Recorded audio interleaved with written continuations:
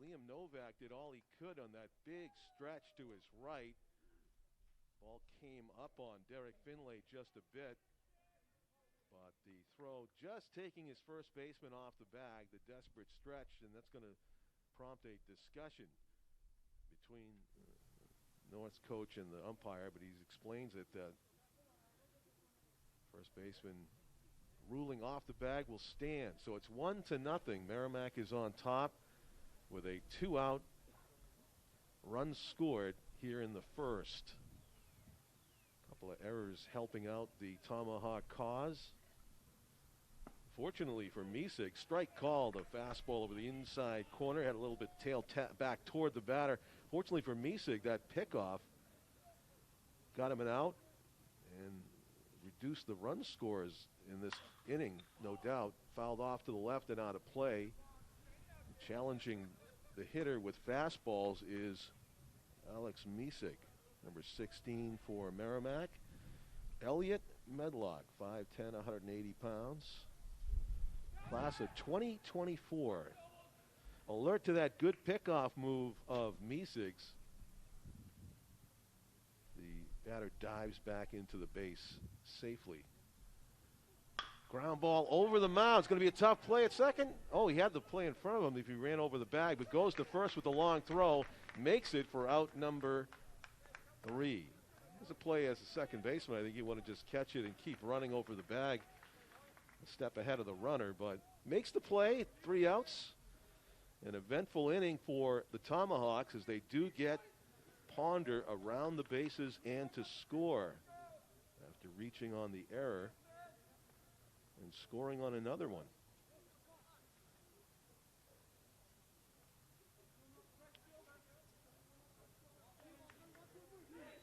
So play also highlighted defensively by that fine play in the hole by Derek Finley at shortstop. An encouraging sign for the Titans as well. Their starting pitcher, Misig, throwing a lot of strikes in the first inning of action here at Holman Stadium in many, many months. We go to the bottom of the first inning. North's got some work to do offensively, trailing 1-0 early. As we watch the starting pitcher for Merrimack, number 24, Dylan Brander, throw his warm-up tosses. Actually, we had Dylan Brander as a batter at number 24.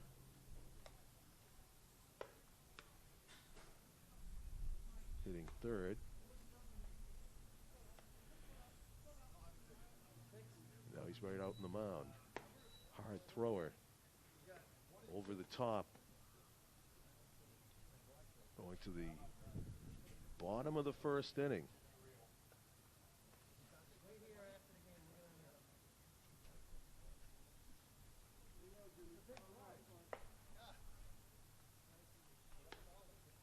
Total is 48 degrees at game time here at Holman.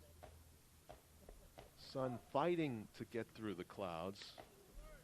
Mostly a losing battle this afternoon, although now as I speak, here it is. More sunshine and more shadows. Just covering home plate by a bit. Nice peg down to second base, was right on the bag. Players do take note of that from the on-deck circle of what kind of arm the catcher has before the start of an inning, especially at this level. Of course, in the major leagues, they assume everybody's got a cannon, but it can be variables in your middle school, high school, college levels. First batter of the game for the Titans will be James Reel, center fielder, number 17, hitting leadoff for North. And he looks at a strike over the outside corner. With authority, Dylan Brander. Rocks and delivers. Another one, same spot, living on the outside corner. It's 0-2. James Reel. Playing right field in this game. Heimers one down the line, just foul. Get on top of that high fastball and nearly got himself some extra bases. an opportunity for, leading off the ball game for North offensively. So it was a wristband or something on the right arm of the pitcher, and the umpire has asked him to remove it, which he did quickly without another thought. Still 2 strikes on the batter. James Reel is. Brander throws off speed, gets the changeup hit back to him, and he flips to first for the first out of the bottom of the first. 1 up, 1 down for the Titans. Hello.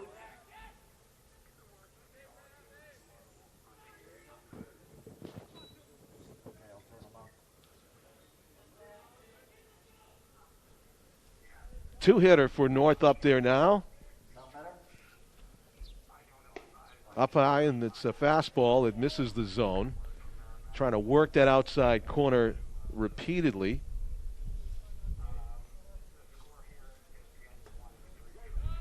Dylan Brander, the starting pitcher and ace for the Tomahawks, I assume. Starting off the first game of the season, you normally put your ace in there. Roundhouse curve finds the outside third of the plate. So Dylan Brander ahead in the count now. Throws that high. Derek Finley, the talented shortstop for North, batting in the 2 spot here. Ground ball sharply hit toward the hole, off the chest of the third baseman, fires it low, and the pickup in time. 5-3, good defense by North, sticking with a tough ball at third and making the play across the diamond. Nice play on both ends by the Tomahawks.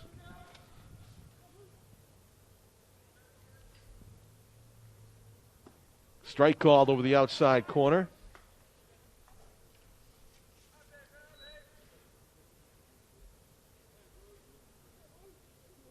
Oh and 1 is the count. The 3-hitter for North. It's got a quick bat. Number 20. Flying out to center for the 3rd out of the inning. That was Ryan Bourgeois, the catcher for North, making out number 3. So the Titans go in order, thanks to a fine defensive infield play by the Tomahawks to record that 2nd out. So after 3 up, 3 down, it'll be the Tomahawks batting with a 1-0 lead in the top of the 2nd. On a chilly but dry Monday afternoon here at Holman Stadium in early April 2021. Glad you could be joining us, either on Nashua TV or Merrimack Channel 21. Welcome all. John Collins along with Tom King, who will rejoin us shortly. Batting gloves would seem to be a must on a day like this, although I'm sure there'll be 1 or 2 players that venture without, kind of old schooling it. Aluminum bats have been around quite a while now. I think I'm dating myself, but they were invented while I was a kid. We used wooden bats when I was a little kid. It was in Little League until the mid-'70s is when the aluminum started making an incursion. And believe us, it was a novelty at the time to hear about aluminum baseball bats, this new thing that was coming into vogue in the 70s. And then, of course, it took over the world in about the 1980s when there was an anything goes philosophy in the technology, the makeup of these aluminum bats. There were things like -11s and -12s being constructed with balloon barrels where you couldn't even miss the ball, it felt like. And it got to the point where we are today, where they had to outlaw those ridiculous, outrageous ounce to inches drops that used to produce, I don't know, 4 or 5 home runs a game sometimes for each team in the collegiate level. And they got it down to a -3 where we're at now. They actually had to come up with technology to deaden the aluminum bat to make it more like a wooden bat. Leadoff batter for the Tomahawks. Flailing at that one I have number 18 on the field, but not on my roster, unfortunately. Maybe we can pick up some of the chatter down on the field and get a name. Working quickly on the mound for the Titans is Alex Mesig, the starting pitcher. Wastes no time in between. Just gets it, rocks, and throws. Fouled off the top of the catcher's mitt. Probably would have been strike three, but couldn't hold on quite there. Bourgeois. Yeah, it's number 18 for Merrimack, and we do not have an 18. Let's see, I had two Merrimack rosters. Let's look at the other one. Maybe I got that. Fouled off to the left. Look out. It was a Titans coach walking slowly in the danger zone there, but it went way over his head, fortunately. And remains 2 strikes on the Merrimack hitter. Mesig's delivery takes a lot off, and it gets inside out and into left field for a base hit.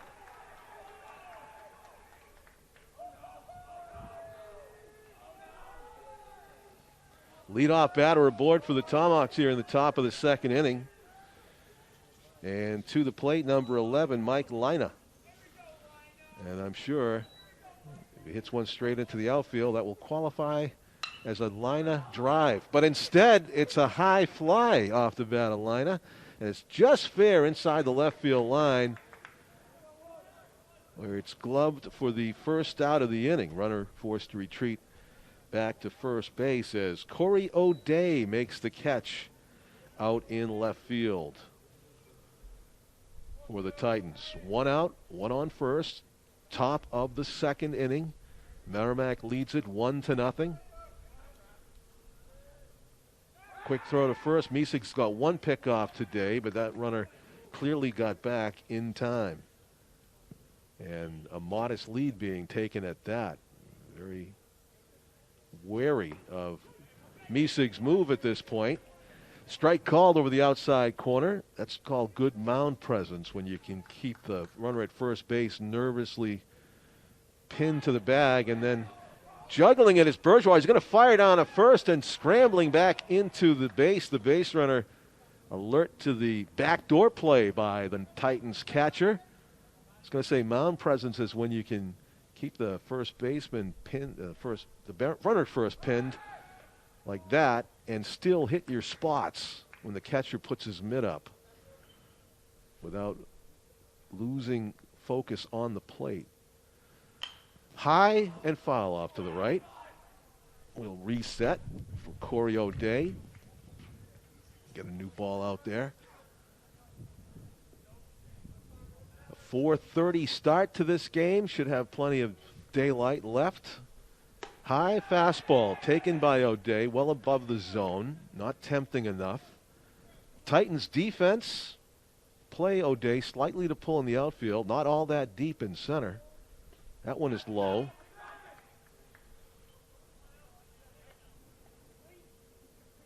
Three and two. It is a full count. We'll see if Merrimack elects to send the runner on the payoff pitch. They do not. He stays put, and it's outside for ball 4. A good take by O'Day. Didn't miss by all that much, but clearly a ball. And he's on board by the first walk issued by Alex Mesig, who's in a bit of a jam here. 1 out and 2 on in the second. Probably not all that worried, though. A guy as good as Mesig appears to look out there. Strike called over the outside corner. They're going to take a shot at second. It's a good throw by Bourgeois as they again try to throw behind the runner.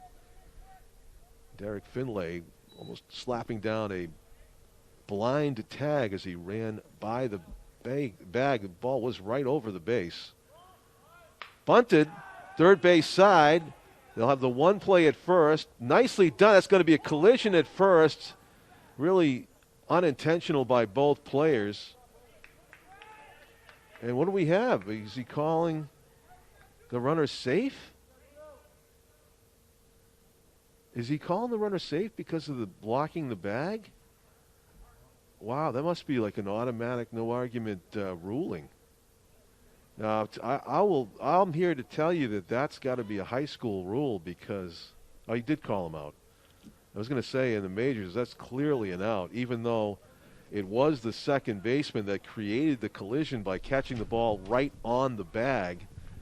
Definitely wasn't the runner's fault. You got to run hard through the bag. That's what you're taught from the beginning in baseball. But the second baseman, his momentum carried him right on top of the bag on the feed from Alex Mesig, who did a nice job handling the bunt from his pitching position to get out number 2. Mesig was very calm about it. He realized with one out already in hand, he'll take the second out and take his chances with the batter here with first base empty and 2 down.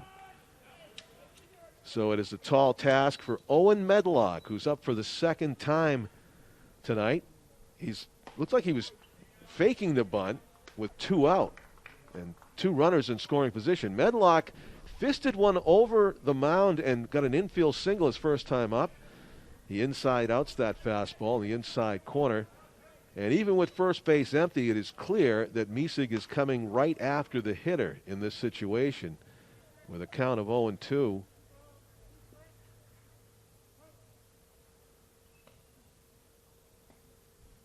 Mesig sets 2 runners in scoring position for Merrimack, who lead it 1-0. That's high and a good take by Owen Medlock. Class of 2022. Junior.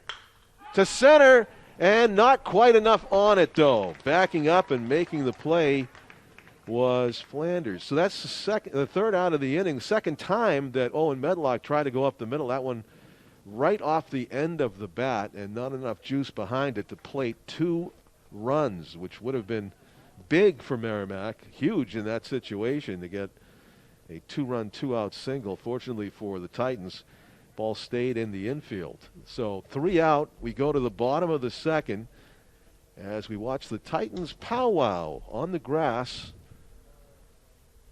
in front of their dugout. A little conversation going on. Definitely a game where you are probably warmer as a pitcher and catcher than everybody else because you're constantly moving.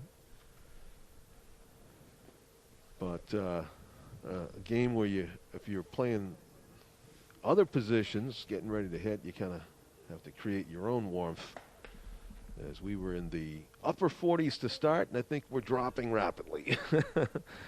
John Collins along with Tom King, our cameraman Tim O'Neill. We welcome our Merrimack viewers, Channel 21, joining us here on Nashua ETV for Monday afternoon baseball. I know a lot of you know about Monday Night Football. Monday Night Baseball used to be a huge thing. They basically piggybacked on the success of ABC's Monday Night Football telecast with Keith Jackson and Dandy Don Meredith and Howard Cosell. Cosell actually shifted over and did Monday Night Baseball as well, where he regularly shouted over the most talented baseball announcers in the business. It was a spectacle unto himself. But I miss Howard Cosell. I used to tune in just to hear him get made fun of by the other announcers. That one ticks the batter, and it's a hit by pitch. Didn't do all that much to get out of the way, but a big body, hard to avoid. And down to first base for the Titans goes Liam Novak, the first baseman, who was batting in the leadoff spot in the bottom of the second. He is a base runner aboard for the Titans. Here in the second inning, strike call. The hitter is Alex Mesig, the pitcher, getting his first licks in this game. Titans went 1-2-3 in the first inning. That one is a generous strike call on the outside corner. Maybe as a pitcher himself, Mesig less likely to give the ump any guff. I think he'd love to have that pitch as well when he's out on the hill. Meanwhile, he's down 0-2. And he waves at that one, and a smart pitch made right there by Dylan Brander as he took the ball just a few inches more outside, same spot, and it was just a short-term memory thing for Mesig, who knew he had just had a strike called in the same area, although I think that might have been called a ball. It was probably too close to take in Mesig's mind. So he goes down on 3 pitches. That one's to number 5, Corey O'Day, the left fielder. As modest and as short as a lead off of first base as you will see over there by Liam Novak, he could fall back on the bag and probably land on his hip on the base. That one's in the dirt. So quickly ahead in the count is O'Day. And if he's sitting on a fastball here and gets one in the middle, we might hear a loud noise and maybe the best struck ball of the game for the Titans. Let's see. No, he doesn't give him a chance. That's outside. 3-0. So the Titans 1 ball away from setting up a couple of base runners for Jacob Langenfield, the designated hitter who awaits on deck. The pitch. Strike called. Took a bite out of the outside third. Did Brander, and it's 3-1. Still a hitter's count in favor of Corey O'Day. Pitch. Up high, and it is first and second with 1 out for the Titans. And the DH, Langenfield, coming to the plate. Jacob wearing number 15, left-handed batter. Got to have a lot of butterflies going in his first at-bat of the season and in a key situation with his team down by a run. Takes a strike on the inside corner as Brander goes right after him. Wide open stance. Langenfield aggressively forward in the box. 1 batting glove. Got the bottom with the glove and the top hand bare. Looks at a curveball for a strike. Has not yet taken a swing. Finds himself down 0-2. O'Day leading off at first and Novak off at second. Dancing. Giving him a look is Tyler Walsh, the catcher for Merrimack. Or is it number 6? It's hard to tell with the strap on there. 1-2 pitch on the way. And foul into the mitt, strike 3. Back to the breaking ball for Brander to record the second out of the inning. Definitely a strike, but not able to square it up. Langenfield is retired by the way of the K. And the ball gets out of the hand of the pitcher. It was an error, and they almost decided to send Novak, just not enough speed there, but a mistake made, one you do not see every day from the pitcher. I think he was going to throw to first and may have not seen. They're going to balk it. They're going to call it a. Are they not going to call it a balk? That's the question is right now. Is it a balk or is it just a throwaway? I think because the ball went out of his hand and went all the way between first and second, it's up to the umpire's discretion whether he wants to call a balk or an errant throw. An error, just a throwing error.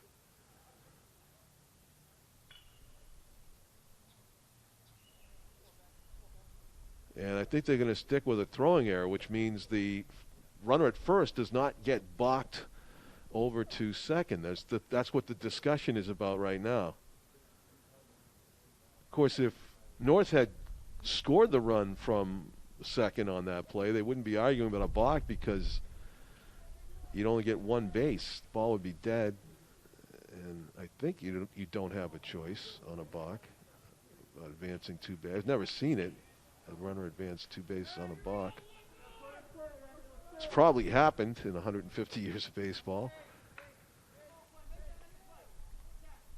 But the trail runner will stay put. So it's first and third for the Titans with 2 out as Dylan Brander tries to keep that 1-run advantage. Big cut on and missed.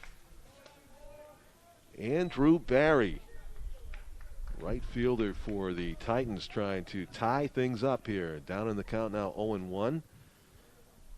Wasted no time in hacking away. Ground ball slowly hit. Third baseman charging. Has it. Fires across the diamond. Way wide. Game is tied. Let's see if they send the runner. They're going to hold him up at second. Second and third for the Titans on the throwing error by the third baseman. And the first baseman really never had a chance to corral that one. It was about 85 mph in the wrong lane. And fortunate for Merrimack, they got a strong bounce off the concrete barrier over there and held the lead runner at third with 2 outs. He was running hard. Second and third for the Titans. They could take the lead here now. Big swing and a miss. Travis Holbrook, third baseman up there, hacking away, looking to give the Titans the lead for the first time in this game. Top foul behind home. Quickly 0-2. Dylan Brander has been pitching ahead in the count mostly in this game. He does have a walk in the inning, but he has been ahead in the count for the most part, forcing the Titans to swing the bat. And Travis Holbrook would love to make some hard contact here. Merrimack just had this same opportunity, second and third with 2 out, and couldn't capitalize. That one's just fouled to the backstop. Now the Titans presented with the same chance, second and third with 2 out in a tie game now, 1-1. Couple of infield throwing errors benefiting each team to score that 1 run apiece as the Titans bat in the bottom of the second inning. Big swing and a miss and a key strikeout for Dylan Brander to preserve the tie in this case, 1-1. As he's able to get Holbrook swinging through that.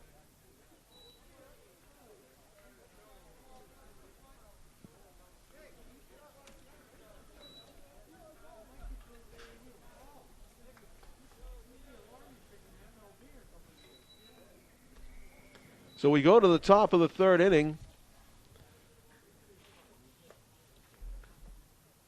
And it's a 1-1 ball game.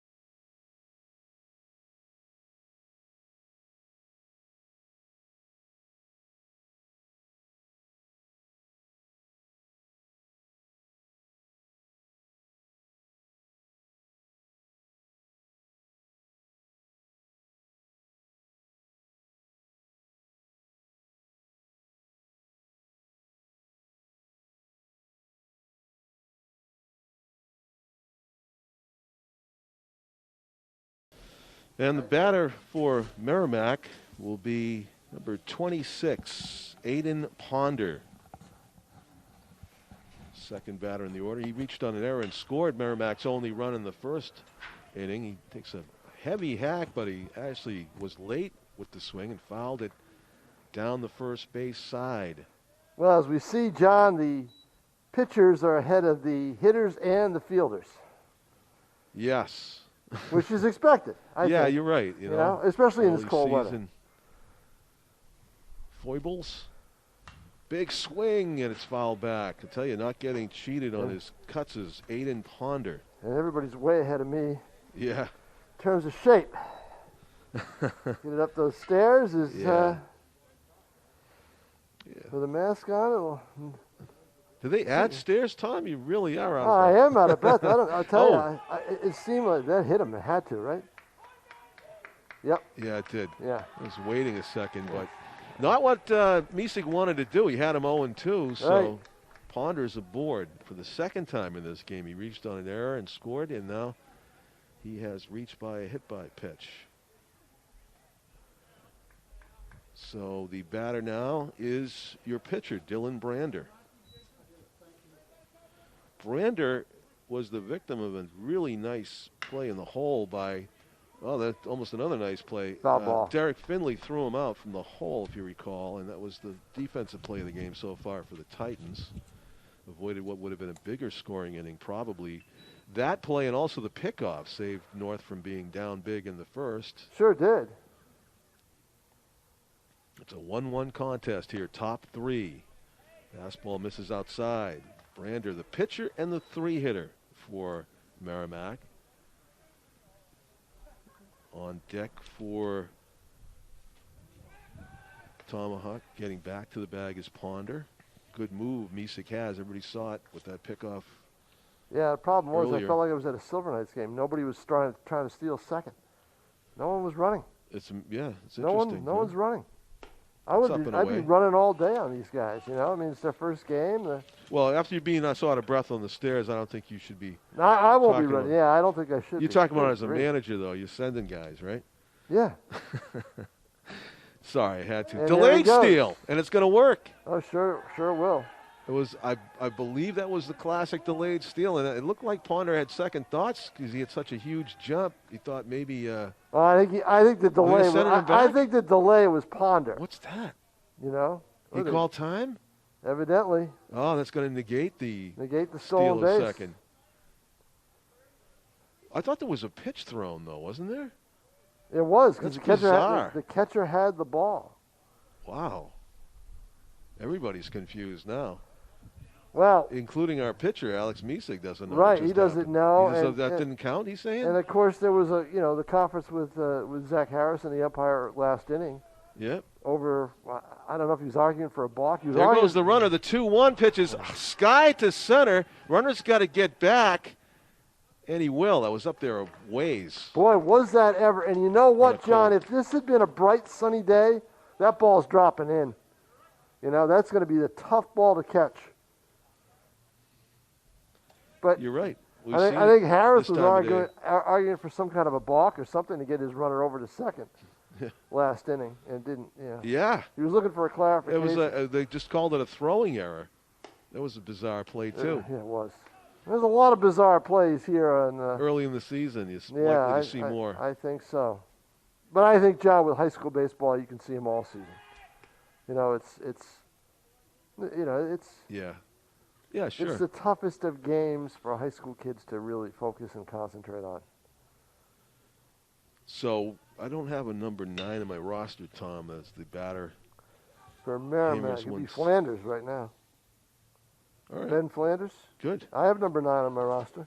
Ben Flanders. John, what there it is. What There it is. lineup and rosters did you get before the game started? I don't know. I know. Ben Flanders, Yeah, the batter. Ben Yeah. Flanders, yeah. It's an athletic team, John, at Merrimack. I mean, Mike Dudash said it's going to take a while to get things working, but clearly they're competitive enough. There goes the runner. Fouled off. Oh, He's gotta check go swing. back. He's really mad that he did that. That's a hard base to get Boy, in this game. it is, isn't it? 2-2 is the count. So, on John, Ben did you miss me Flanders. for the last month? The month flew by. Let's Yeah, put it that let's way. put it that way. Yeah, definitely. I'll take that as a yes. Yes. That's a lot of room over there, but not enough for that ball, as that's way foul. Liam Novak gave chase.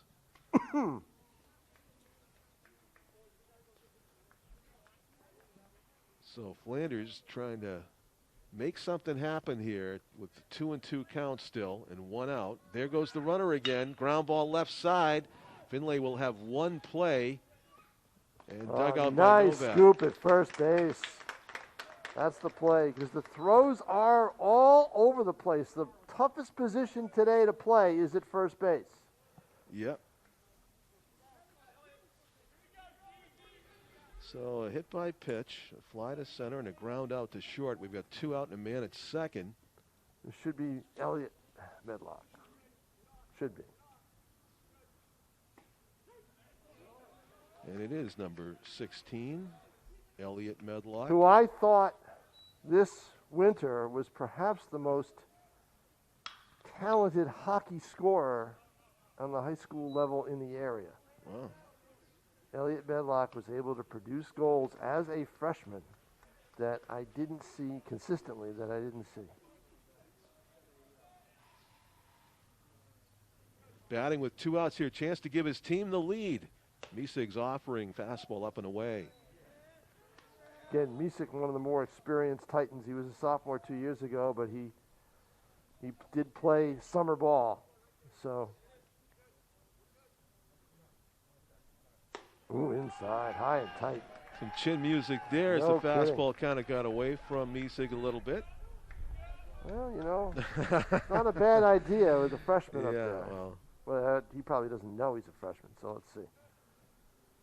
2-2. Slow curve, got him. Yep, the front door curve. It might have been inside and up, but it was inside and up, but even John Collins probably would have missed that one. Oh, definitely if I went after that one. Oh, yeah. So we go to the bottom of the third inning, and it's still a 1-1 game. Opportunity for the Titans to take their first lead of the season. 48 degrees at game time and dropping fast. Well, let's see what we got. It's 5:15. Actually, it rose up to 50. Really? Yeah. Let's see right now? See what it is now. Now it's back down to 48. Okay. Yeah, the sun showed up for a while, so that probably was why. Well, I get news for you. It's probably not coming back. Yeah, for a week. Typical spring, you know. Yep. Just that east wind, and if you really want to torture yourself, you can look at the weather maybe 2 hours west of here and see that it's, you know. Yesterday it was, 20 degrees warmer. Today it's probably only about 8 or 9. So there's a lacrosse game going on at Stello's right now, and Nashua South and Exeter. That's a fairly good early season test. Boys, girls? Boys. Boys. Fairly good early season test for the Panthers, who are mentioned as one of those teams that could break into the top 4. Exeter flexing their muscle early in that one, was up 7-3 in the opening quarter. Yep. And back to baseball here in the bottom of the third inning. North batting through the order for the second time. Strike called. Number 17 for the Titans, James Reel, right fielder. Ground ball left side. Comes up on the third baseman. The shortstop's going to take a shot and make it. It went 5-6-3 for the single play. That's a great play at shortstop, to be that alert, to be able to grab that ball on the fly with the bounce and fire it to first base. Nicely done by the Tomahawks to retire that all-important first batter of the inning in a tie game. Both shortstops showing off their arms in this one. Hitter for the Titans is Derek Finley. Speaking of shortstops with very good throwing arms, and he takes the ball low. 1 ball and 1 strike. Looking down to his third base coach. I don't think they want him to bunt here. Maybe they want him to get on any way he can, John. Rip one down the line, maybe. They may do it. No, it's going to be right at it. Good quick swing, but he kind of inside out of that one to center, and it's an easy play for the Tomahawks for out number 2. Probably been 1 solid base hit in this game so far. True. Everything else has been nubbed, popped up, grounded. And Zach Harris is telling his players, correctly so, just put it in play. Make them make a play. And Front that's door what breaking ball, strike that's 1. what he wants. Boy, I'll tell you, he's got a good assortment of pitches. Yeah. Outside. Not a bad place to put it, though. Ryan Bourgeois, batter for the Titans, catcher. Count even at 1-1. Hard hit foul. 1-2 will be the count.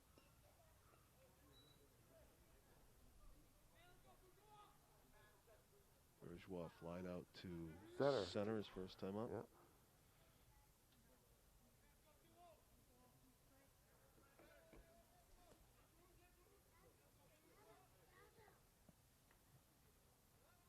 Batting with 2 out and nobody on here in the bottom of the third inning. He takes one off the hip.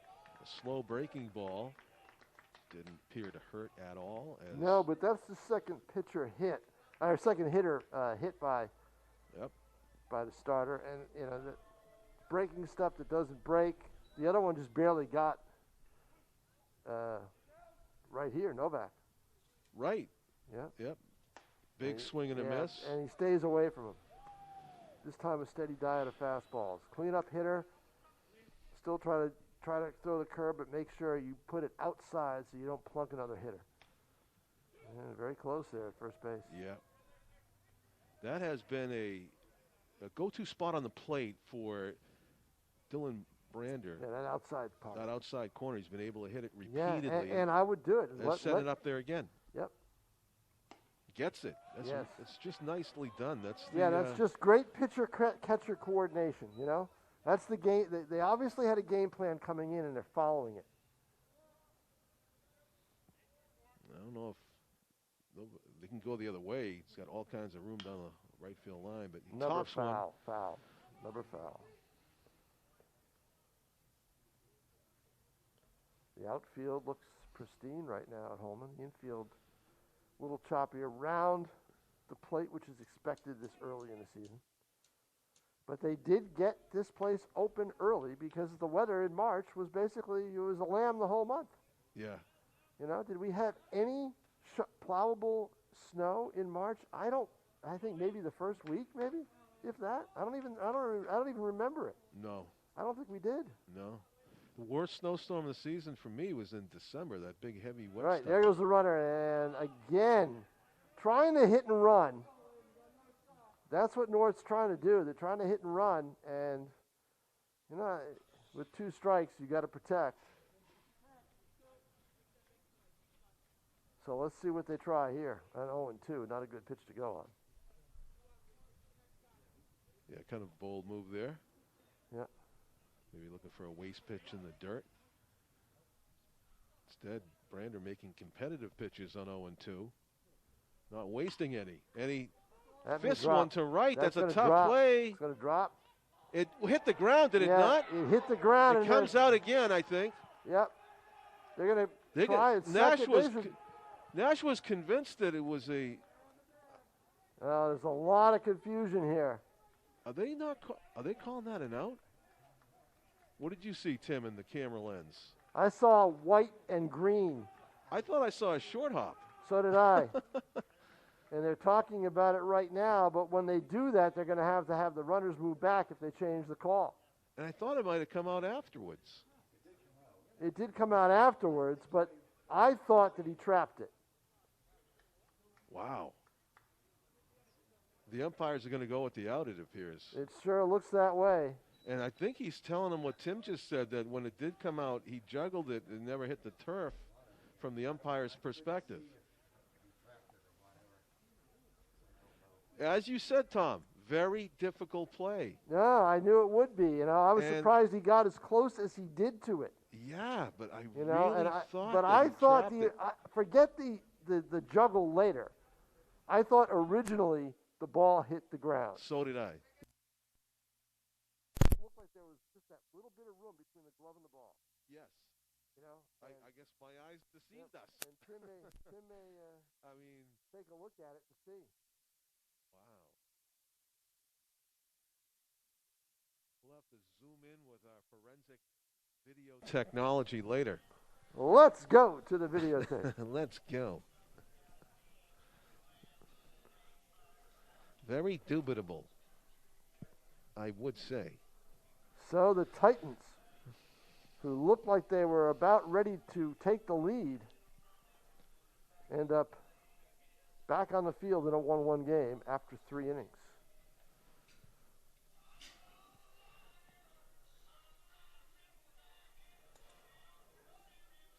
You know, the base umpire that I thought was in charge of making that call, I thought he was just watching Novak run around the bases like it was legit. Like I didn't see the declarative out call, but then again, I was looking at the fielder mostly. Interesting. Yeah, very. It's first game for a lot of people. No doubt about it. Yeah, things happen fast. 4th inning, 1-1.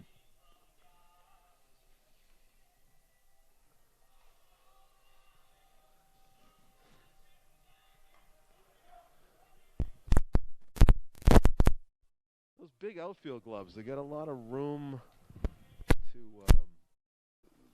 like you extend it, and if you put it on the grass, balls can bounce on the outer part of your fingers and look like they hit the turf. If you know what I mean, like yeah, the long fingers. this hit the turf though. I think it did. I thought it did. I mean, I thought I heard it hit the turf. no, that's I don't think you're going to do that. But I mean, it looked like it hit the turf. You know, but kind of like very close there, very close. So now Misek will look to recover and pitch in a 1-1 game. And he's working the outside corner to these Merrimack hitters. Strike one called on number 18. Ground ball to the second baseman. And safe. Beat yes. it out. Nonchalant at second base. No urgency whatsoever. Took his time with the throw, and I'll tell you one thing: Merrimack kids always hustle. I don't think I've ever seen a Merrimack team lay down in any sport, and that time it rang true. You cannot take your time like that. So leadoff batter aboard for the Tomahawks. So you got to give him an infield hit. Yep. Tie game. That one hits the umpire's leg. And there's going to be a runner going to second base. He's going to be safe. Oh, good hose by Bourgeois, but a little late. And a runner in scoring position for the Tomahawks. I guess you call that a wild pitch. Suppose you do. Yeah. Hit the dirt. It hit the umpire's leg. So with Lima up, bunt? he's going to bunt, yep. Oh, I don't know if he wanted to or not, but it turns into a bluff.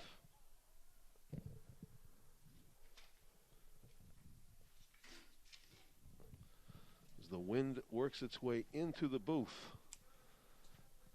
Not on my side. Well, you got the window closed. The window closed. Ripped far down the right field line, foul. It's the longest ball hit today, yep. Tom. Pretty good piece. Yes. Mike Lina. Well, I remembered that we were doing this game on TV when Pete texted me. I said, "Oh, good. I don't have to be out there the whole time." Backdoor curveball stays outside, and it's 2 balls and 2 strikes. If I'm Misek, I'm in attack mode with the hitter. Pitch to contact. Trust your defense, although it let him down in that last play. Misek unnerved about the big lead. The runner on second. Don't worry about the runner. Just concentrate on the hitter. There's nobody out. You need the out. Top to right. It's got a top spin, and it was off the end of the bat, so it's a base hit. They'll hold the runner at third. Yeah, they had to hesitate because the outfielder kind of decoyed him, I'm pretty sure, and kind of looked like he was going to make that catch and just stood still. And so, off the end of the bat, probably could have been made it interesting at home plate had he tried to score, but he hesitated on the base pass. Yeah, if he read that as a base hit from the contact, he probably could have scored. Right. So now you got first and third for Merrimack, nobody out. And he's got him picked. It's going to be a rundown play. Yeah. Runner at third's going to be in the middle. They're going to run at him. Novak throws. They got to throw it somewhere, and they do. And they do. Oh, they could have had a double play. He's going to call him safe. He's out. He's safe. One man is safe. One man is safe. The runner at third base. The lead. That was almost a double play. We almost saw Carlton Fisk. It certainly looked close at third base, didn't it? Yeah, it certainly did. It was just a little. Travis Holbrook, third baseman, just a little bit slow to recognize there was another runner incoming. Right. Or else he could have had a double play without really moving. It just it was the runner coming in behind him. So Merrimack runs into an out. A pickoff play. Second pickoff of the game for Misek. That one we had to work for a little more. Rundowns between first and second, then home and third. Look out. Off the pitcher's glove, and the runner was going back to the bag. He was going in defensive mode there when the ball got loose. Well, you know what, John? I think he thought it hit him. And the batter thinks it grazed him. I think he thought it hit him. That's why he didn't try to advance. Otherwise, Merrimack should be up 2-1. They should be up 2-1 anyway. This game is so full of quirky plays. It's really bizarre. You know why? You know why it's full of quirky plays? I'll tell you in a second. Because it's 48 degrees? Well, it's opening day, but you know why it's quirky plays? Because they're not hitting the ball hard. Yeah, it's not a slugfest. No. So if you're going to score runs, you're going to score with timely hitting or you're going to score with these kinds of plays. It's that kind of game so far. Strategery on the base pass. Oh, yes. And that's the toughest thing to coach. Oh, here's a strange-looking bunt. It actually came up foul. Bourgeois. Came up foul. Lucky for Merrimack in a way. Almost fielded it on top of the plate, but he was about a step behind it, I think, when he made contact. So with 2 strikes, the bunt's got to be off. No squeeze, no safety squeeze, no nothing like that. So 1 out. Runner at third. Ground ball past the mound. It's going to get a run home. Yep. Play at second's not going to be in time. Infield hit. Infield hit. That was a tough play, especially with the speedy base runner getting down the line. Lickety split, and that is a go-ahead run for Merrimack. They lead 2-1. On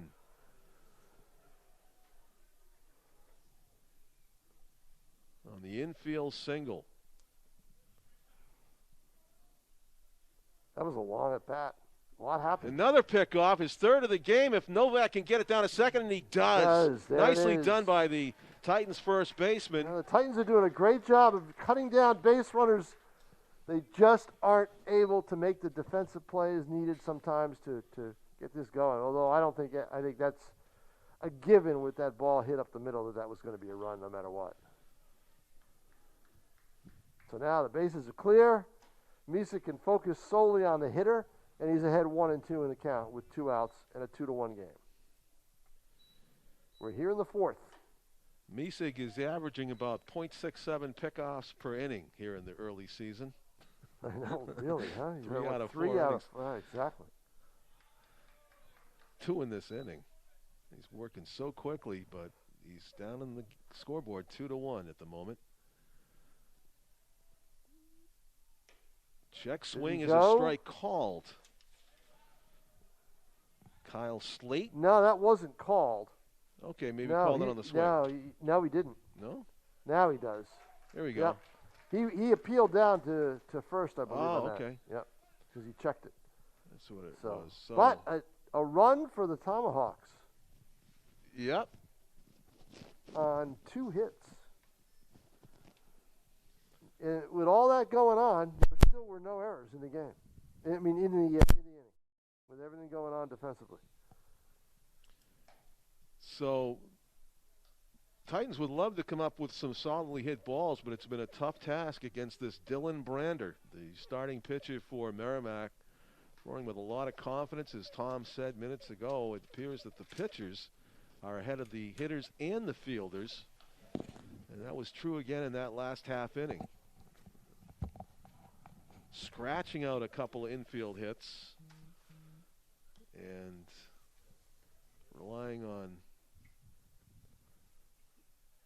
small ball to get that second run again. So let's see what the Titans can come up with here. They will send Alex Misig to the plate. Alex victimized on a 3-pitch strikeout his first time up. As Brander just worked the outside corner and then got him to chase just off the plate on the 0-2 pitch. Hit high to left. Seemed to be off the end of the bat again. And 1 pitch, 1 down here in the Titans' 4th.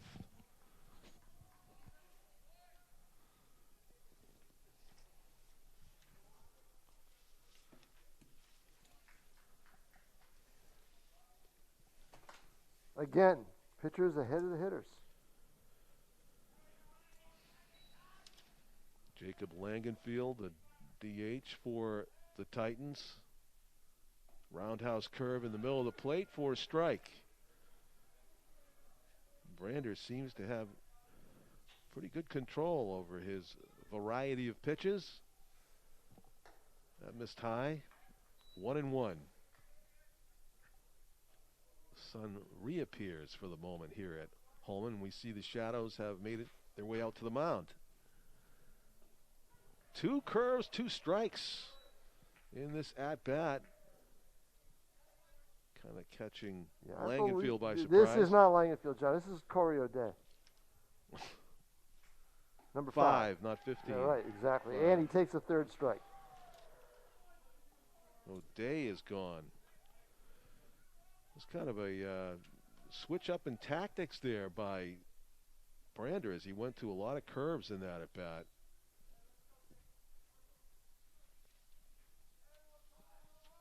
This is Jacob Langenfield. Yes, it is. The designated here, the left-handed batter. He looked at a couple pitches, got down in the count last time. Now he's swinging. 0-1. Strike two, upper outer corner. Strike machine right now is Dylan Brander, and it's fouled off to the left into the trees.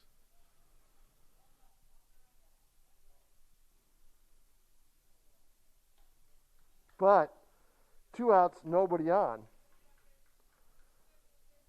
As the Titans, North has never really had a potent hitting attack over the years. It's never been. The one year they did, they won the championship. I believe that was 2011. Oh, yeah? Yeah. They relied mostly on They've relied on right? pitching and defense an awful lot. And there's a hit, though. Right when I say that, there's the Langenfield with a 2-out single up the middle. There's a clean single. And up the And middle John, single, something you don't see in the majors anymore with all the shifts. By my book, that's their first hit of the game. Wow. Yeah. Yeah, that's what it says on the scoreboard, Yeah, that is their first hit of the ball game. That first run they got by way of infield errors. Infield errors, yeah.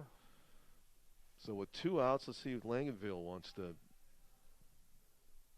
advance by the way of the steal. No, it's in the dirt. Would have been a good pitch to go on, actually. But I just think any pitch in this game is a good pitch to go on. Force the defense to make plays this early in the season. They're not used to it. I think Dylan Brander heard you, Tom. He wants to keep that runner closer. Oh, boy, does he ever. With 2 outs, doesn't want Langenfield to get into scoring position. And the pitch is hard. No, it's on the ground to the left side. Going the short way for the 3rd out of the inning. Good play at third base. You know, you're tempted to make the big throw to first and figuring that you have no shot at second, but he looked very quickly over at second base, saw he had time, took his time, made the quick throw. That play right in front of you. So we go to the top of the 5th, and it's a 2-1 advantage. Merrimack going to try to add to it here in their next at-bat here at historic Holman Stadium.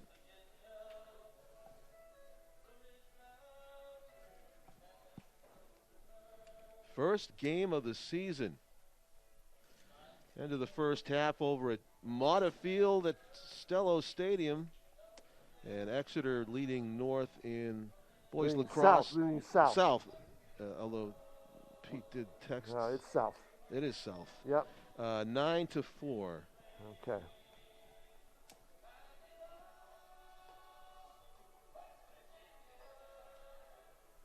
Pete took a look back at that catch in right field, and he said it looked to him on video like an initial catch, and the kid bobbled and dropped the ball. Really? Yeah. So we saw 3 different things. The umpires saw a catch, and a bobble and a catch, and or maybe they saw a bobble and a catch. We saw a short hop. Pete on video look back saw he caught it, bobbled it, and dropped it on the grass. So well, in my mind, the initial catch, was it an initial catch? That's what Pete said. He saw an initial catch all on right, video. the initial catch, stop it right there, because he had it long enough in my mind to make it a catch. Wow, there's another take on it. Yeah. I mean, I don't. I mean, I thought it hit the ground. But between the time the ball popped up in the air when he bobbled it and the time it first hit the ground, I thought there was enough time to warrant it being a legit play one way or the other. There's a base hit. The ghost of Billy Martin would disagree. It's through the left fielder's legs, and it goes into the warning track area. Yep. At least 2 bases. The leadoff batter, Owen Medlock, at second base to start things here in the 5th. It's going to be a base hit and an error to get the second.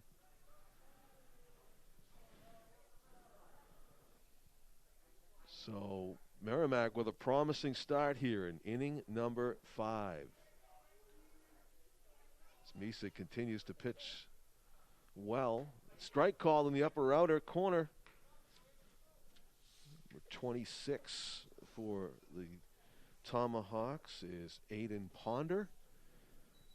In the dirt, blocked. A chance at third. Throw is not going to be in time. The speedy Owen Medlock dives under the tag of Travis Holbrook, and they have a man at third with nobody out here in the fifth. I guess we got to call that wild pitch. Yeah, I guess you do. So. It's a tough one because it wasn't that wild. I don't think it's allowed, but I would like to call that a stolen base, but they don't let you have to be taken off with the pitch. Was he going on the pitch? I don't think so, no. Yeah. So now Merrimack, we're runner at third, nobody out in a 1-1 count. And there's the run. Knocked down, but the run will score. They'll get the out at first. Yep. It's a 3-1 Merrimack lead. Had that been fielded cleanly, you wonder, would it have been an out at home? I don't know. Infield was in to make that play. Yep.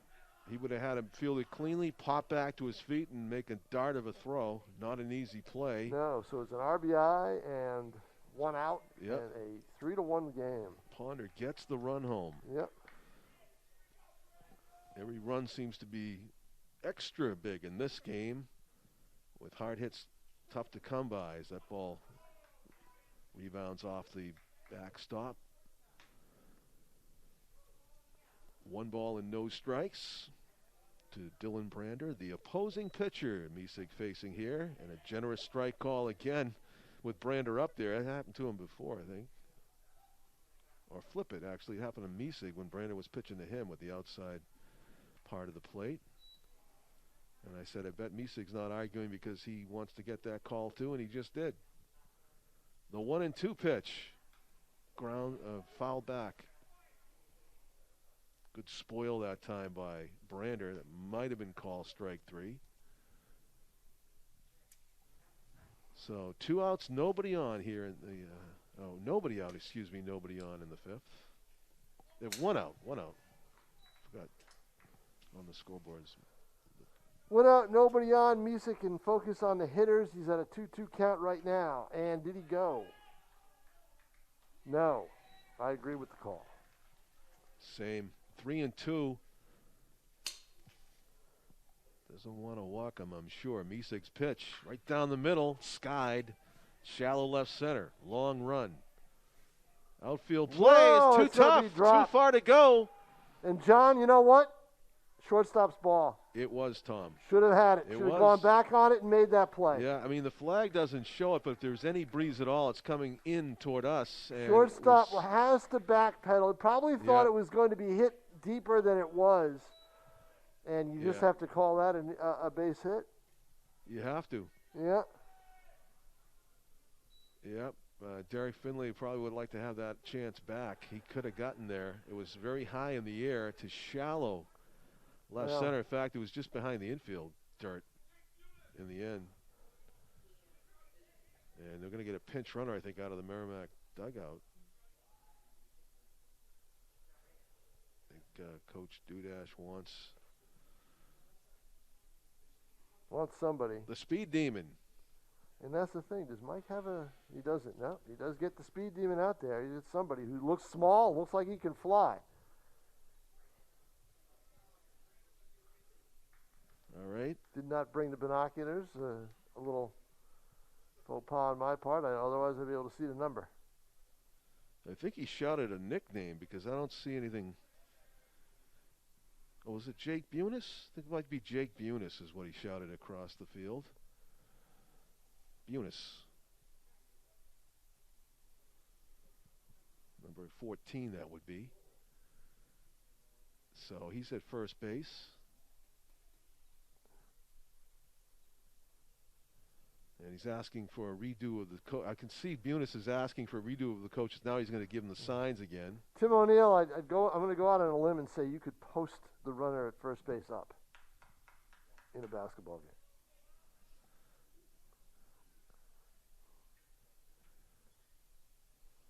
I'm going to go out on another limb and say he's going to be stealing second or trying to. And very close play at first as Misig bids for number 4 in this game. He almost got it. got a very quick move, and it's a tougher task. If you brought it to the game, everybody knows you want to steal. There and he goes. he's picked. He caught Number him. He picked him 4, off. and it's going to be a pick off. Tom. Unbelievable. Tom Miesig is incredible. Unbelievable. That is a That tough is task. 4 pickoffs in the game for Alex Miesig. And I've never seen that on a high school level or a pitcher has had that many pickoffs. yeah, and I apologize if I got the name wrong, but Jake Bunis is, I believe, the runner. But I was going to say I'd check his uniform number, but it's impossible to see now. He's dirtier than a player that played 10 innings on that pinch running excursion. The 4th pickoff of the game for Miesig. And a hammered ball to center field. My. That's going to be a tough ball to stop. They do. Cut it off. Yep. Hold to a single with 1 out. So all that work to get the steal, and the guy pounds the next pitch in the center. Baseball is a beautiful game. Wow, that's a quick move. And my older brother Billy's a pitcher, and he's always worked on that right-handed pickoff move, the quick feet. Yeah, Miesig has it. He would love this. Miesig has it down to a science. Oh, yeah, he would love this type of thing. This is now, what he tries the question to teach is, the kids in Situate. So the question is, that's right, your brother's down there, He's right? the coach down in Situate, Right. yeah. So the question is he on the high school level? Yeah, he's or? a assistant high school Assistant coach. high school. Yep. The question is, does Miesig's pickoff ability now make Merrimack a little gun shy on the bases? Absolutely. Are they going to? Absolutely. You've seen see, your. Oh, here he goes. Yeah, no, see, I would say no. Well, it depends on the player, I'm sure, but Yeah, if you're just like a, if you got a guy with speed, you're gonna Yeah. you're gonna let him go. But Exactly, see, I yeah. think that Merrimack is up 3-1 in this game because they've been aggressive, and I Yeah. think you got to stay aggressive. you know what, you're on. Because that's there, how right? Alex Yeah. Miesig has got 4 pickoffs in the first place. Yeah, but Merrimack's got the lead 2-1, 3-1 actually. 3-1, Yeah, scoreboard should change to 3. 3. That's right. Forgot the other one they just added. They just Yeah. added one, so they're looking for more here. Added 1 in this inning. Yeah, There you go. and they're starting to hit the ball a little bit here. Miesig Yeah, has got to right. be getting a little bit Yeah, tired exactly. early season. He's lost a little velocity on the fastball. Because Merrimack is going fastball. They're going dead red right now. Outside. See, they're making Miesig do a lot of work. Because there's only 1 out and 2 on. On the inside corner, nice pitch. Here in the 5th inning. It's 1-2. Tom King along with John Collins, Tim O'Neill on camera, Pete Johnson, our executive producer, who's watching lacrosse. Probably in the heated press box at Stella Stadium, right? That's probably where he is. Inside outs, it's all kinds of trouble. Down the left field line, it's going to play another run. First and second for the Tomahawks. And you know what? That's a good 4-1 job lead. by Mike Dudash to not get greedy and send the runner from second base. And have him try to make it to third. I thought that was a good job by Dudash. Hold everybody up, station to station. You get the run. You get the 3-run lead. Don't run yourself out of an inning. Mike Lina will be the batter. He was able to hit a soft Lina drive for a base hit to right All field. right, John. All right. Yeah, Enough of that. just one of them. Yeah, Just one. Enough of that. Enough of that. And batting around here for the Tomahawks. Big swing, and he fouls it off. Center fielder for the Titans would have got burned, I think, if he squared that one up, Tom. Yep. They're a little bit shallow. Early season here, challenging these hitters to hit it over their heads. And the off-speed, good pitching there. Yeah, and I think that Alex needs to go with the off-speed a little bit because they are sitting on that fastball. Yep. Yep. It's just lost a little bit of velocity. The 0-2. 0-2 on the board. Low. That was another off-speed pitch. Yeah. Good Looked block like by Ryan Bourgeois behind the plate. Looked like a screwball, didn't it? Yep. The old-fashioned screwball. Kind of spin on it. Yep. Fastball hit hard to right. Yeah. Oh, it's going to be boy. deep, but not deep enough to get over the fielder's No, head. but deep enough to Yeah, it's the third end out. the inning. Yep. Yep. So tough inning for the Titans. Tomahawks score a couple more, and they lead it 4-1 And was that Lina? Yeah, that was. Okay. He leaned back and got a good piece of that, but stayed in the park. So the Tomahawks add another run. They're out hitting Nashua North 7-1 right now. Yeah. Merrimack shortstop.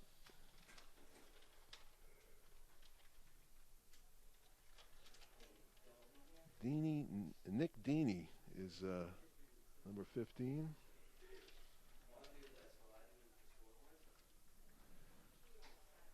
Good player.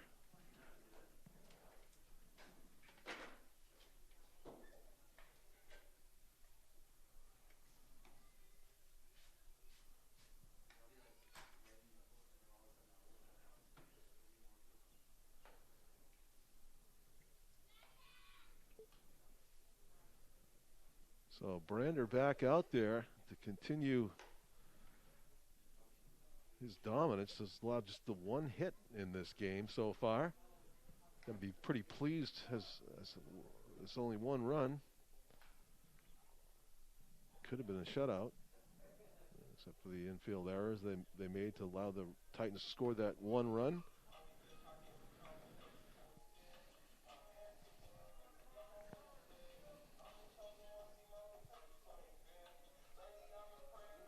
Travis Holbrook, the Titans' third baseman, will lead things off here in the bottom of the fifth. Titans need to get back on the scoreboard. They scored their sole run in the second inning as they bat here in the bottom of the fifth, trailing by 3, 4-1. Dylan Brander rocks and delivers. Travis tried to bunt it, but it was up and away. Tough to get the barrel on it. Strike one.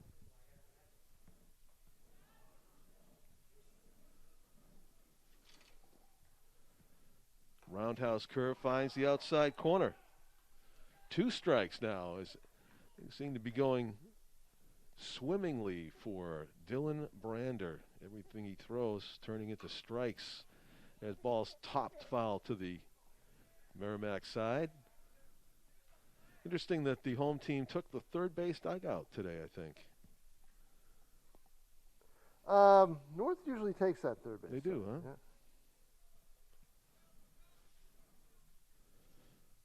Curveball is hit softly. First base side.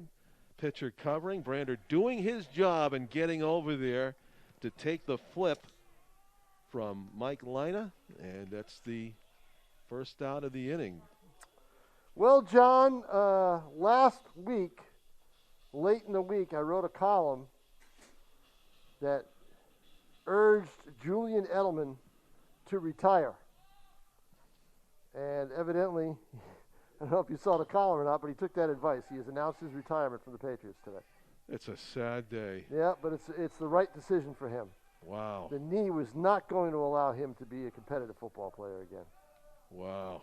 Pedroia and Edelman in the same year in the same joint. Pedroia, I mean, that's the thing is don't be another Pedroia. Pedroia took forever because of the money situation. So. Yeah. But, yeah, what a great player for the Patriots. Calling it a career. Tom all over the story, but I saw that column. I saw the stories, and I was in denial. I was like, no, he's going to come back anyway. No way. No. I've seen it too many times where the knee situation, when they say it's not going to be able to happen, and the Patriots didn't want to have to release him. You know, that I'm sure they didn't want to have to do that. So this was probably the best situation for him. Wow.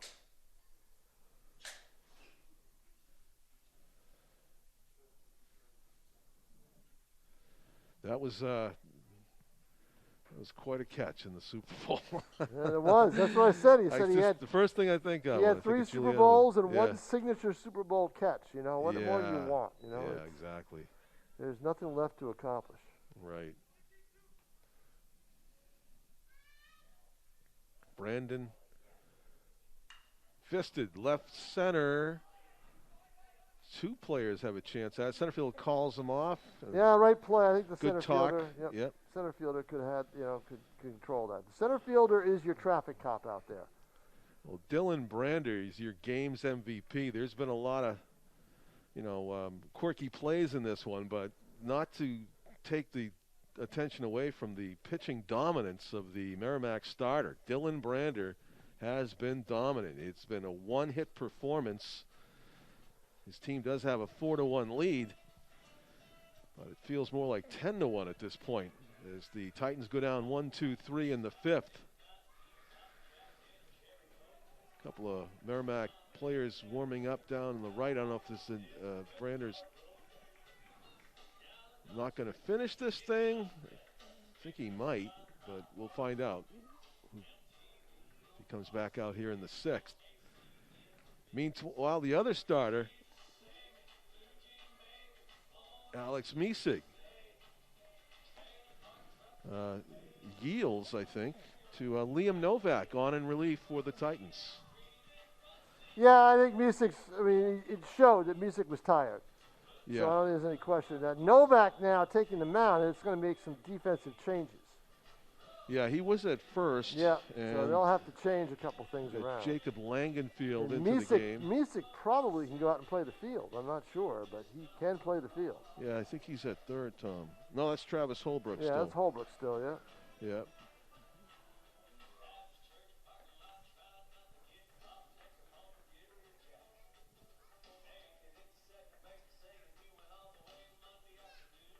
I think they took him out, unless he's in left field. Yeah, I think he's out of the game. So Langenfield at first base, Holbrook at third, Derek Finley at shortstop.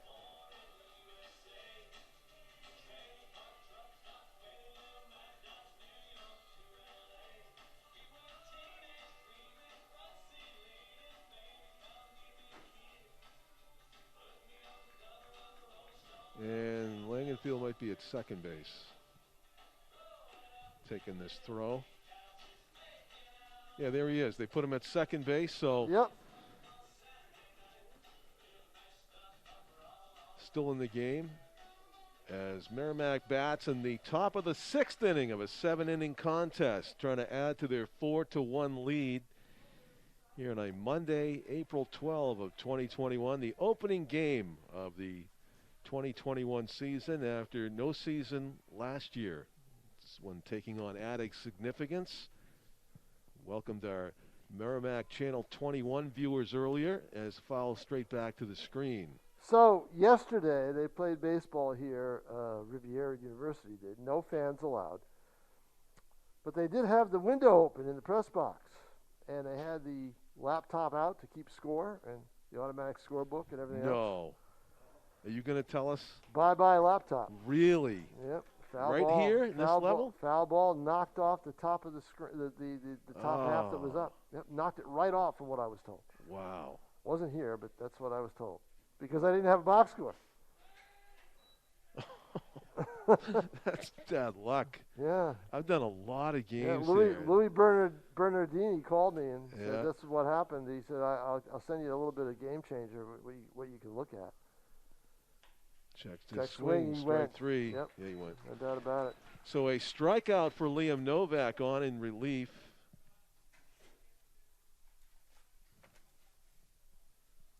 As he, I think it was Patrick Browning, number 2, that got an at-bat there, I believe.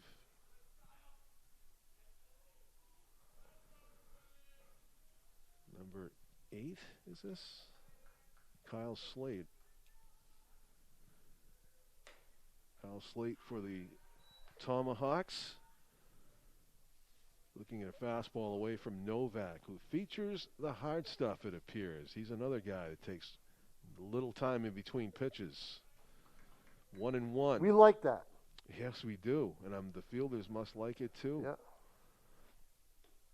I think I told that anecdote about Rico Petrocelli in the 1967 World Series before. Some of those games took exactly 2 hours to play. Different game. Different game. I think it was less than 2 hours, one of them. Strike calls. Different game back then, and if you didn't pitch 7 or 8 innings or 9, you weren't considered a pitcher. Yeah.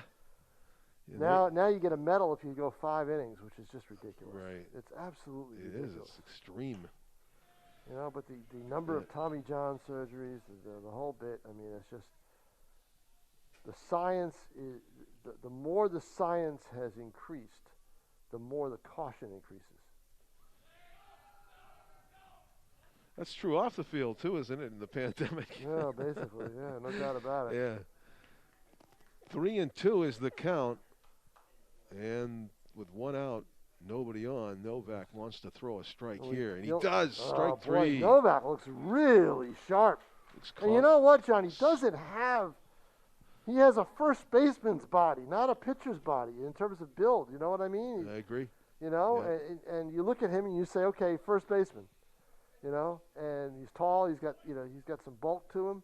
But boy, he throws the ball very quickly and very well. Throws strikes. Finley gobbles it up, and Yeah, it's no going to way. be late. And it's going to be one extra base on the ground rule.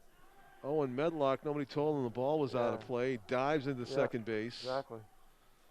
Medlock's been on base a lot today, and he got picked off in the first inning, but that uniform says base runner, base stealer. So another error for Nashua North. Yeah, he's in scoring position with 2 outs for the 2-hitter, and it's going to be Aiden Ponder.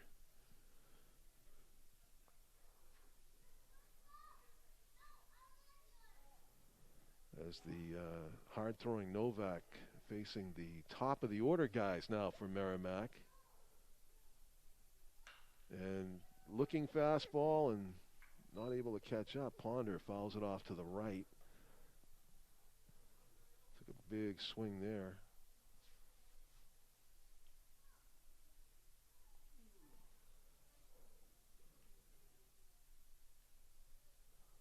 Checking the runner 3 times was Novak, 4 times, throws it to home, and big swing again. Oh, that was a big swing. Ponder. Took that inside pitch and wanted to drive it. Yeah. Problem was that ball was almost in the dirt by the time he let the bat go. Don't want to give him too much of the plate here on the 0-2. And he does. He gives him a nice off-speed pitch. He strikes out the side, if I'm not mistaken, Yes, right? he did. Great Mixed job in a in slow relief hit by grounder. Novak. Yep. Yep. Comes in, absolutely shuts the door. But the Titans bat still have work to do, down 4-1 as we go to the bottom of the 6th inning here at historic Holman Stadium. On a 48-degree day. Opening day. Opening day, and it looks it, doesn't it? Yeah. like the ticket price, though, here at Holman compared to the major leagues are paying tough. I think so. You know, I took a glance at what the Red Sox are getting, and it's just ridiculous, you know, because they have limited capacity. They've charged a lot when the place is packed. Supply and demand, exactly. Yep. I can only imagine what the Patriots tickets are going to be like if they do the same thing. They're hoping for full capacity. Are they? Yeah, they September? really are. Yeah. I don't think that's going to happen. Really? I think that they'll probably be able to get 30,000 in there. That's Okay. my guess. Yeah. I don't know. It I depends. mean, I was talking with the vaccine might make it a different yeah, world. It may, but will there be enough time to show it? That's the thing. I see what time you mean, is the efficacy studies and stuff. Yeah, all of that. You know, Yeah. you want to see, Yeah. the variants that are out there. You make sure that the vaccines protect you against them. All sorts of different things, but they don't care in Texas with the baseball team, full capacity, 40,000. Certainly, yep, that's true there. Yeah. So I mean, they allow that. It's all by local rules. So I think here in Nashua they'll be, for Silver Knights games, they'll be on the cautious side. They may go the same as last year, or they may up it. I could see them upping it to maybe 50%, but not a full capacity. Ryan Bourgeois, the Titans catcher, looks at ball 1 outside. Dylan Brander still out there he rips it to left, base hit. Bourgeois jumping on that fastball in the outer third and hooking it. Yep, so now we'll see now. Let's see what North does. They're down by 3 runs. Yep, 2 innings to play. Liam Novak, now the pitcher in this game, batting second here in this inning. Looks down to the base coach, and I would bet you there's no sacrifice in effect here. First pitch swinging, it's inside the bag. Fair ball. Looks at second, throws to first, and it is not in time. No. Novak gets down the line and beats it out. Now the look to second cost him. Absolutely right. Yep. That's what did it. The look to second cost him. You're up 4-1. Don't even bother with the runner at second. Get the out at first base. And instead, it's a slow throw, and I guess you got to say it's a base hit, infield hit. It is a base hit. Yep. And Liam Novak busting it out of the box. Again, know the situation, know the score. You know, that's the thing. Reaching on a high pitch for a bunt. Yeah. To try to put runners at second and third, but I think what Alex Miesig. I think in that call by Zach Harris, he just wants to make Merrimack, as he was telling his team, make them make a play. So that's why the bunt was on there, even though you're down 4-1. Who's the starting pitcher now? Second base is going to bunt at this one too, and it goes foul. Oh. Now he's down 0-2. There's a little tilt to the field there. Yeah. And there is. There is. I think You're not even joking. I think on that side there is a little bit of a tilt, and that definitely came into play. Not sure. I'd have to go down there, but I always thought there was a little bit. 0-2 is the count on Alex Miesig. 2 on. Nobody out here in the 6th inning. He's going to have to swing away. And does. And he hits it to the right field. A fairly routine play. 1 out. Merrimack throws it around a little unnecessarily there, but it's first out of the inning. Still men on first and second for the Titans. So I'm not a fan of giving up an out there for the bunt hit, Tom. Well, see, I don't think he thinks of it as giving up an out. I think he thinks Merrimack's going to throw the ball around. Yeah. Okay. That's what I see. See what I mean? Make them make a play. In other words, he's trying to force the error. Sure. That's what he's trying to do there. So here's Corey O'Day trying to keep this rally going. With 1 out now, groundhouse curve strike. And I believe it was O'Day who got victimized by the curveball the last time. Yeah, he took a called third strike against Brander. Yeah, I think he saw 3 of them. He just saw a 4th. Fouled off to the right. So Brander just keeping him guessing enough. That was a good pitch right on the outside line of the plate, it appeared. 0-2 is the count. So Brander stepping up his game when he needed to, trying to protect that 4-1 lead that Merrimack has here in the 6th inning of a 7-inning game. Got the fly out with nobody out. Now with the 1 out, he's got O'Day with 2 strikes. Tough play, shallow right. It's going to drop. Long run, it's going to be in there. It's going to be a run? And it's going to be bases loaded with 1 out. No question that time. Yeah, no trap that time, no. And again, who's the batter? I wonder at second whether he would have had enough time to run out there. I think it was close. It's Jacob Langenfield, the lefty batter, the DH, and he's in at first base now. No batting. Oh, he's got the top hand bare, but bottom batting glove, that approach. So they haven't knocked the cover off the ball, but they get the job done with runners, bases loaded, and a line drive, and that's going to be a double play. My goodness, a little liner, a soft one, catching the runner off the base, and a double play. That's just bad luck for the Titans, as it was a gift. When I saw it hit, I thought it was going to go through. And I think the runner at third did too. He did, Tom, for 1 fateful step in the wrong direction, and that's all it took. That's a tough, tough play. What was a promising setup for the Titans goes by the boards as a line drive out double play. Merrimack is winning this game the old-fashioned way with pitching and some defense. Yep. You know, they really are.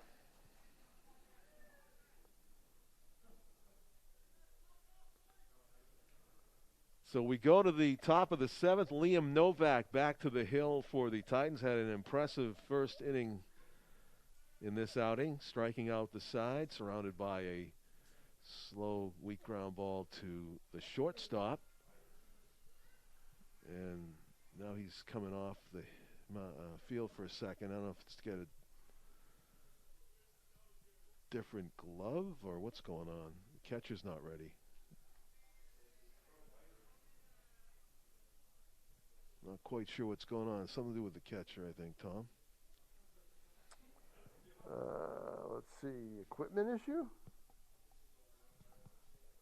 Maybe, yeah, he was on the bases. Yeah, so he had to put the equipment on. That's why. Nobody offered to warm him up. I think supposed nobody wants any part of Liam Novak's fastball. Yeah, really. On this cold day. Yeah, get him out there. It's like, hey, we can't find the backup mid. I'm sorry. Let's let Ryan do it when he gets his equipment on. 4-1. After 6 innings, we are in the top of the 7th. Here at historic Holman Stadium. 4:30 start. That's when a lot of the games are this year. I don't know why. Yeah? Yeah, 4:30. I kind of like it. No, I don't. I like it know early. you don't. I mean, I don't have a deadline anymore, but I like it early. Yeah. The earlier, the better. Did you have to work yesterday at all? John, I work every day. Yeah, you do. Yeah, right. Did you watch the Masters? Yes, I did. It's I saw pretty good, some huh? of it. I saw some of it. Yeah, Pretty I watched exciting. the end. Yeah. Down the stretch. It wasn't that exciting for a lot of it. Well, I tell you what. I saw Saturday. I happened to watch this little Saturday section. was the best back Wasn't nine you've ever seen. Yeah, I mean that was just a huge. What he did on that back nine was just tear it apart. That moment when there was 90 seconds of golf when Justin Thomas, he got a birdie. He was leading. He got a birdie, and the other two guys, Schauffele and Justin Rose. Yeah, is it Rose? And the Masters winner now, Hideki. They got back-to-back eagles at the same time, and the scoreboard completely shifted. Liam Novak with a strike over the outside corner. I mean, it's tough to get an eagle, and they've got back-to-back eagles, and then the leader looks up. I just got a birdie, and I'm trailing. Yeah, exactly. That was great. In the dirt, hits the umpire in the leg. I think he's going to have to walk that off. Oh, actually, may have got him in the hand. Is that right? I don't think so. It was was it? Yeah, he's shaking it. Wow. That can't feel good. John, on a day like this out there, nothing feels good. Man. Except it'll feel like 80 degrees for the Tomahawks if they win this game. Yeah. Oh, see, he's got his hand on his left leg like that. Right. That's where he hit. That's how he got hit. Right. Novak. Up and in. Dylan Brander, who's been the star of this game for Merrimack, batting. Ooh, that just missed apparently. 3 balls and 1 strike. Looked like a good pitch. Novak's got to come up with something here in the zone. Inside, ball 4. And Brander's going to run. It's I was going to bring up something about the DH 50 years ago. Was it Rick Wise 50 years ago? June 23, 71. Ground ball off the plate to the shortstop. For 1, that's all he'll really have time for. As the ball gets thrown away, runner will go to second. Yeah, he'll go to second. You should be able to get in there. Novak with a cannon. And he calls him safe. What a throw by Liam Novak from about now, what did that feet. hit? That's what I want to know, is what did that hit to be able to come back in? Because if it was thrown out of play, it should be an automatic base anyway. Got the netting. Or did it get the if it got the netting, isn't it considered out of play? It must have hit the wall. But Novak took a shot, and he's got a strong arm. He almost got him at second. Must have called the high tag, high on the body. Going up and chasing. Elliot Medlock tried to get on top of a high fastball, and it's 0-1.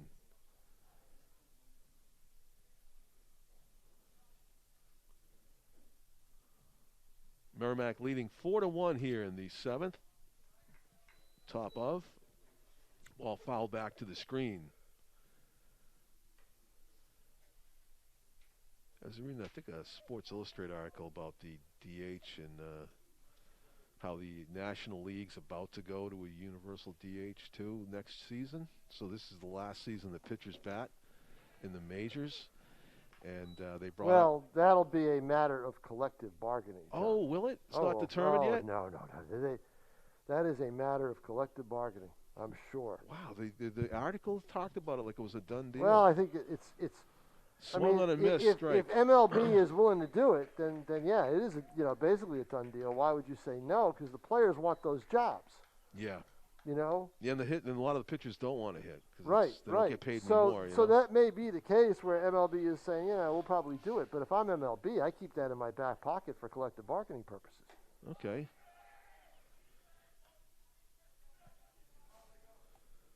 Well, they did. They talked a lot about the guy that Rick Wise, from his Pride coaching days here, the former major leaguer, had the best day as a DH as a pitcher in history. Right. Not as DH, just as a a pitcher that hit. Yeah. Well, but didn't he two home runs and a no-hitter? Yeah, a no-hitter, exactly. And the 50-year anniversary of that is coming up in June. Yep. And I believe his ball and batter in the Hall of Fame. You're right. They took it over there, I think. Yeah. But Rick Wise goes into the Hall of Fame in my mind, for something else. For having a night at the casinos in Atlantic City where he took home $7,000. Do I know this story? I don't think I do. Oh, my goodness. Good Lord. Could not lose. You witnessed it? Oh, I witnessed part of it. Wow. What's the game, blackjack? I witnessed him coming into the bar/restaurant where we were eating with the cash or the chips. Strike 3 called over the outside corner. You know what that call was, John? That call was, it's cold, it's the top half of the 7th inning, and we only have 3 more outs to go. I want to go home. That was that looked. Yeah. So yeah, Rick Wise. Yeah. Came in with the check, the first check, of over $1,000 with a big smile on his face, and I was with Butch Hobson and a couple of Butch's friends down in Atlantic City. Because I covered the opening. Back then, I would travel to the opening series if it was on the road for the Pride. Yes. And it was in Atlantic City. I believe it was 2005. I'm not sure. Uh-huh. They were still in the Atlantic League. And because I had a car and I was, they make the players stay outside the city in a hotel. Yeah. I was the designated driver to get Butch and a few people in there. So then we're done, and we come back out, and Wise just hits, and I think he hit a slot for $2,000. and then it gets even better. It gets even better. So because of the amount of money, they had to do a lot of paperwork and wait. He had to wait a while for it. And he was, and I think Rick had a couple in him, and he was a little impatient. So he looks to his right, and he goes, "Anybody using this machine?" And, of course, there was nobody there. You're kidding me. And he just hopped over to the next machine and hits him $900. That's my Rick Wise Hall of Fame story. The bottom line was $7,000, and it all went back to... It sounds like we're only at $3,000 at this point, aren't we? Yeah, but he had another player playing craps for him. What? And they split whatever was there, and they made a lot of money. Then he went over to a newer casino, the Bodega, and he won a couple thousand there. And I mean, it all added up to $7,000. Strike call of the outside corner. Yeah, because I had I left you with $4,000 when I left. Yeah. I played a slot machine right after he won. I won $80, and I said, "That's it. I'm done for the night." For a gambler, that was it. I had $80 in cash that I didn't have before. That's fine. So I can't even win on a scratch ticket. So the next, exactly. So the next day, he's just grinning from ear to ear. But had to admit that money automatically was just sent that morning to his wife in Oregon. So easy come, easy go. And one up, one down here in the Titans' 7th, and this has been a clinic by Dylan Brander. No doubt about it. Strike. He keeps with the strikes, and this is number 24 for the Titans. Travis Holbrook kind of waves at that one. He's down 0-2 quickly. Brander trying to make quick work of the Titans. He has allowed 4 hits in the game. Probably the nicest one was a line drive to right. Taking himself at to first. Left, and that's out number 2. Titans down to their last out here in the opener of the 2021 season. And this is Brander the whole way, right? 7 innings? Yep. 2 outs, nobody on here in the Titans' 7th, trailing 4-1. Their big chance last inning was turned into a... That could drop. Let's see. Foul ball? Yes, it is. Foul. Yeah. Yeah, bases loaded, 1 out, trailing 4-1. Chance to get back in this game. Who knows? Maybe tie it last inning. And it was a soft line to the third baseman. Trapped the runner off of third just enough for the double play. Step on the bag double play. And that ended the threat abruptly. Biggest play of the game. And there is James Reel showing off the flow, Tom. Kind of reminiscent of the Phillies' big slugger. There's a line drive to left center. Sinking fast. It's caught for the game-ending play. That's the way. That's it. Pitching and defense. That's how they won this game, John Collins. That is an indication of how this game went right there. Great play in the outfield as the outfielders for Merrimack do their Mookie Betts, Benintendi, and Jackie Bradley impression. They win it 4-1 in the opening game of the season. Pitching and defense, as Tom said. For Tom King and my cameraman Tim O'Neill and our executive producer Pete Johnson, I'm John Collins, thanking you for watching. Congratulations to the Merrimack Tomahawks, off to a winning note. North will try to come back and win another day, another warmer day perhaps. Good night from Holman Stadium, everybody.